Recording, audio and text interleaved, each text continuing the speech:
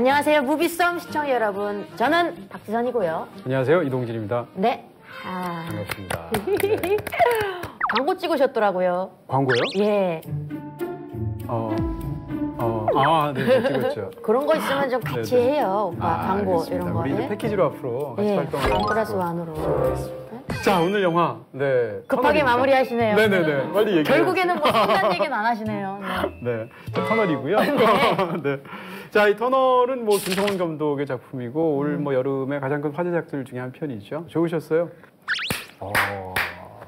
재밌었어요. 제가 엊그제 보고 어제는 천안에 다녀올 일이 있어서 다녀왔는데 수원 광명 고속도로 해가지고 터널 많잖아. 터널을 많이 지났어요. 근데 네네. 그때마다 약간 좀 째릿하더라고요. 환풍구 개수 막 세게 되고 그런 거 보면 내가 이거 터널을 꽤 재밌게 봤구나. 그렇죠. 몰입이 굉장히 몰입이 되는 굉장히 거죠. 잘 되는구나. 사실 여름에 이제 큰 화제작들 중에서 이제 기대가 커면 그 기대만큼 되지 않는 경우들도 많은데 저도 무척 영화를 굉장히 재밌게 봤고요. 무엇보다도 그 감정적인 몰입도 이런 게 굉장히 높은 것 같아요. 그 주인공이 하는 행동 그대로 제가 막 같이 막 하고 있더라고요. 글쎄 뭐 어디 이렇게 쳐다보면 나도 막 이렇게 하고 있고. 저는 사료 먹는데 침이 나오더라고요. 그래서 내가 이게 전생에 뭐였나 이런 생각도 잠깐 했습니다. 전 그 정도까지는 아니었는데. 네네. 자, 그럼 워낙 그 심플하고도 강력한 그런 스토리지만 정확하게 한번 요약을 해주시면 좋을 것 같습니다. 네. 평범한 가장이자 자동차 영업 대리점의 과장. 죄송해요. 다시 할게요. 가장이자 과장이구나. 얘는. 이거 라인 맞춘 거예요? 요. 평범한 가장이자 평범한 가장이자 자동차 영업 대리점 과장. 멋지다. 이야. 다시 할까요? 네. 몇 시쯤 도착해? 아빠, 케이크하고 선물도 가지고 와야 돼. 아빠가 주중에 케이크 사갖고 집에 들어갈. 평범한 가장이자 자동차 영업 대리점의 과장 이정수는 딸의 생일을 축하하기 위해 집으로 가던 중 갑자기 무너져 내린 터널 안에 홀로 갇히고 맙니다. 여보세요? 터널이 무너졌습니다. 여보세요? 터널이요. 배터리 78%의 휴대폰과 생수 2병 그리고 딸의 생일 케이크에 의지한 채 구출을 기대하며 버텨내지만 국민들도 이제 그만하자고 하지 않습니까? 특종만 노리는 언론, 부실 시공, 무능한 정부의 대책 속에 여론이 분열되기 시작합니다. 만약에 살아있으면 어쩌시려고요? 미안하지 않으세요? 그 한 명! 아직까지 살아있다고요! 얼마나 오랫동안 기다렸습니까? 과연 이정수는 살아서 터널을 탈출할 수 있을까요? 지금 무비썸에서 만나봅니다. 김성훈 감독이 이 전작품이 끝까지 간다. 되게 탄탄했잖아요, 영화가. 근데 가만히 보면 이 끝까지 간다고 이 영화가 비슷한 점이 꽤 있어요, 연출상에서. 영화가 일단 딱 시작을 하면 거두절미하고 시작한다는 거.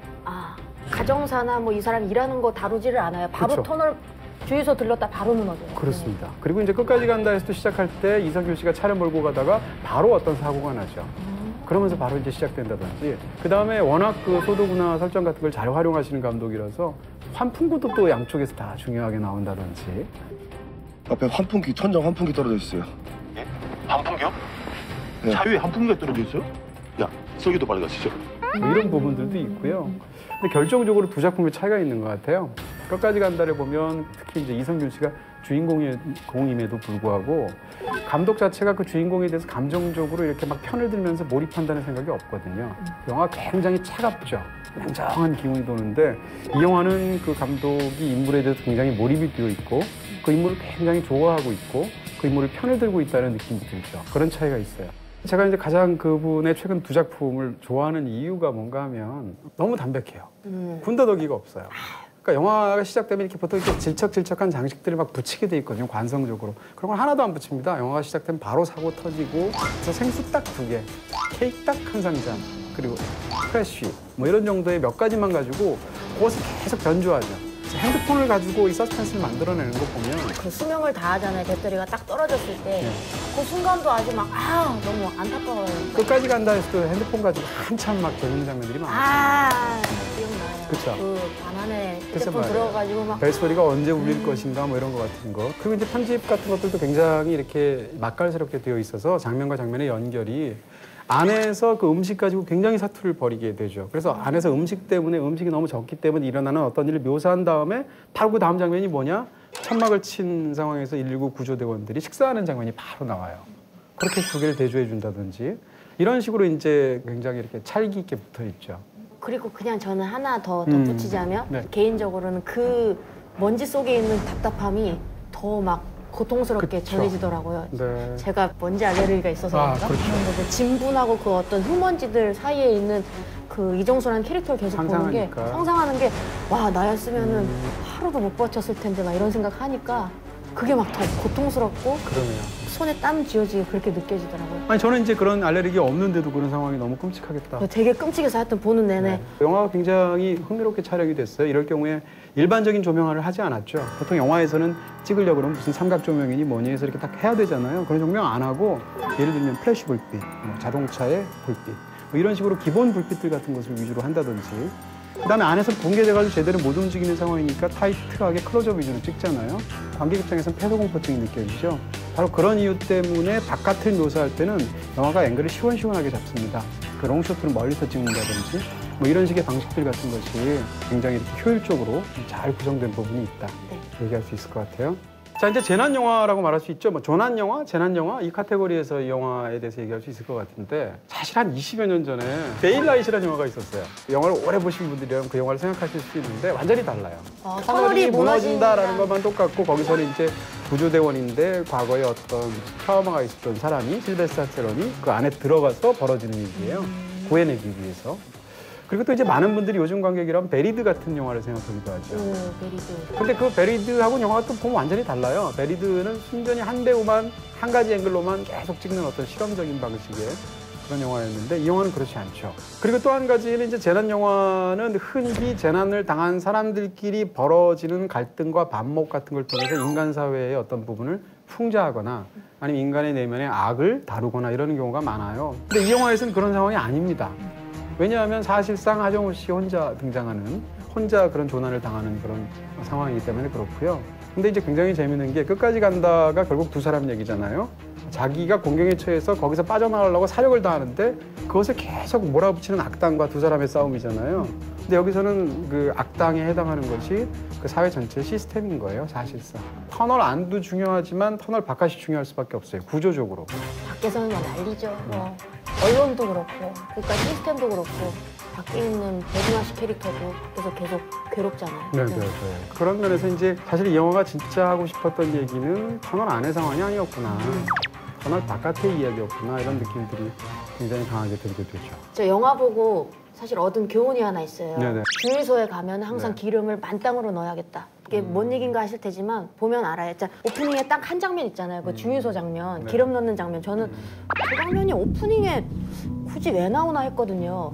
근데 그 주유소 할아버지가 실수로 만땅 넣으셨는데 그냥 네. 뭐 그래 그냥 어차피 기름은 쓸 거니까 그러면서 갈라 그랬더니 또 할아버지가 만땅 넣었으니까 서비스로 생수 2개를 이렇게 거동 불편하실 때 들고 오셔가지고 딱 주잖아요. 네. 거기서 저는 무릎을 탁 치면서 네. 자 할아버지가 하정우를 살렸다. 생명수가 네, 됐구나. 생명수다. 그리고 네. 기름이 가득 있어야 또 그렇죠. 나중에 그런 라디오를 면도 통해서 있죠. 정보도 얻을 수 있고 그래서 그때 느꼈죠. 아, 항상 만땅으로 넣어야겠다. 정말로 그래요. 근데 저는 이제 이 장면을 보고 이제 본게됐을 때 아, 김성훈 감독이 정말 이런 설정이나 이런 부분에서 굉장히 영리하신 분이구나 하는 생각이. 그쵸. 주유소 장면 속에서 이후에 펼쳐질 그 전개들의 복선이 다 있어요.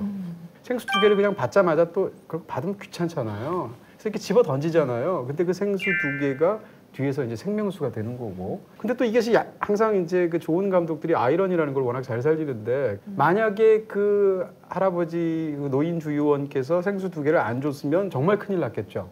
근데 또 뒤집어서 생각하면 그 노인 주유원이 기름을 잘못 넣고 또 결제하는 방법에서 느리고 뭐 이런 것들 때문에 만약에 그 순간에 그렇게 느리지 않고 그런 오차가 없었더라면 터널을 아마 통과했을 거예요. 그러니까 양쪽이 다 있는 거죠. 갑자기 할아버지가 갑자기 네.